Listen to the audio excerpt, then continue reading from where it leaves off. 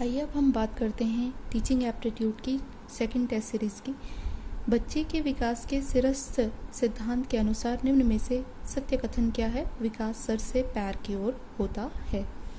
ठीक है, दूसरा क्वेश्चन की बात करें, एक बच्चे की बुद्धि और विकास के अध्ययन की सर्वाधिक अच्छी विधि कौन सी है? तो वो विकासीय विधि है। निम्न में से कौन सा मत अंतर्दृष्टि द्वारा सीखने की व्याख्या करता है? वो है गेस्टाल्टवाद। पूर्वग्राही किशोर किशोरी अपने डैश के प्रति कठोर होंगे, समस्या के प्रति। निम्न में से कौन शिक्षण कुशलता से संबंधित है? वो है श्यामपट्ट पर लिखना, प्रश्नों को हल करना, प्रश्न पूछना, ये सभी जो है वो शिक्षण कुशलता से संबंधित है। तो उपरोक्त सभी। एलेक्सिया है क्या है? ये पढ़ने की अक्षमता है। शिक्षा मनोविज्ञान की दृष्टि से निम्न में से कौन सा कथन सत्य है? बच्चे अपने ज्ञान का स्वयं सृजन करते हैं। ठीक है, निम्न में से कौन सी पूर्व बाल्यावस्था की विशेषता नहीं है? वो है खेलने की अवस्था। सकारात्मक दंड का निम्न में से कौन सा उदाहरण है? वो है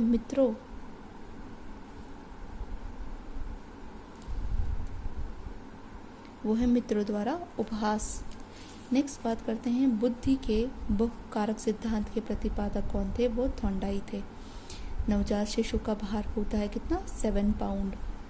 निम्न में से कौन सा कथन शिक्षण के बारे में सत्य नहीं है? शिक्षण अनुवेशन है।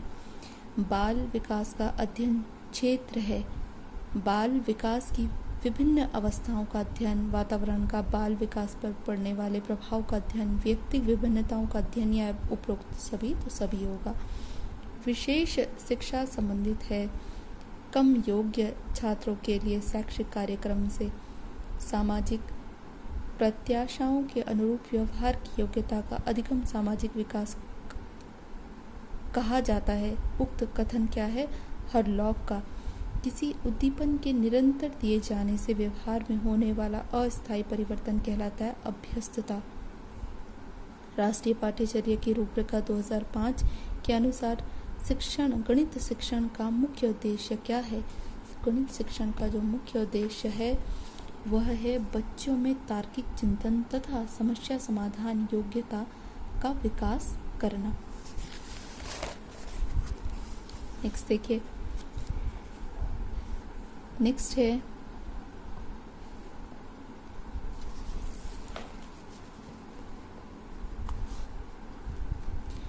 पाठ्यक्रम निम्नलिखित में से शिक्षण के कौन से चर से आता है? तो वो मध्यस्थ चर से आता है। अधिगम का सबसे उपयुक्त कार्य है क्या है? वो व्यवहार परिवर्तन। निम्नलिखित में से प्रतिभाशाली अधिगमकर्ताओं के लिए क्या समुचित है?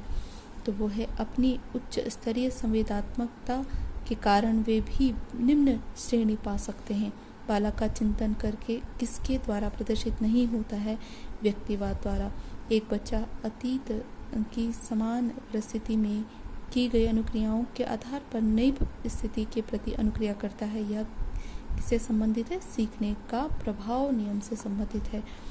जब बालक सीखने के लिए तैयार होता है तब वह जल्दी व प्रभावशाली तरीके से सीखता है। यह सिद्धांत प्रतिपादित किया था थॉर्नडाइक ने।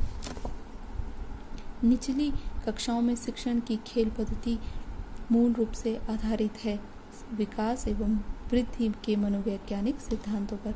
John of proximal development ZPD जो था का प्रत्यय दिया गया किसके द्वारा? वाइगोत्स्की ने दिया था। परीक्षा में तनाव निष्पत्ति को प्रभावित करता है तथा तथ्य निम्नलिखित में से किस प्रकार के संबंध को स्पष्ट करता है? संज्ञान और भावना। सफल समावेश को निम्नलिखित की आवश्यकता होती है सिवाय पृथक्करण के। शिक्षा का अधिकार अधिनियम 2005 के क्रियान्वयन के बाद कक्ष आयु के अनुसार अधिक समजातीय है। एक शिक्षक अपने लोकतांत्रिक स्वभाव के कारण विद्यार्थियों को पूरी कक्षा में कहीं भी बैठने की अनुमति देता है। कुछ शिक्षार्थी एक साथ बैठते हैं और चर्चा करते हैं या सामूहिक पठन करते हैं। कुछ चुपचाप बैठ करके अपने पढ़ते हैं। एक अभिभावक को यह पसंद नहीं आता। इस स्थिति से निपटने का निम्न में से कौन सा तरीका सबसे बेहतर होगा? अभिभावकों को शिक्षक पर विश्वास व्यक्त करना चाहिए और शिक्षक के साथ समस्या पर चर्चा करनी चाहिए।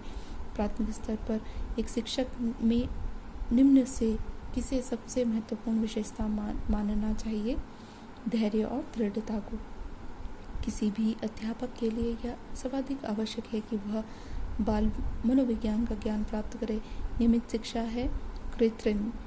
विद्यालय में किस प्रकार के कार्यकलापों का आयोजन आवश्यक है? साहित्यिक कार्यकलाप, सांस्कृतिक, भ्रमण संबंधी कार्यकलाप, ये सभी जरूरी है। निम्नलिखित में से कौन सा पाठ्य सहगामी कार्यकलाप के आयोजन में आने वाली समस्या है? विद्यार्थी की पाठ्य सहगामी कार्यकलापों में विशेष रुचि। नेक्स्ट आता है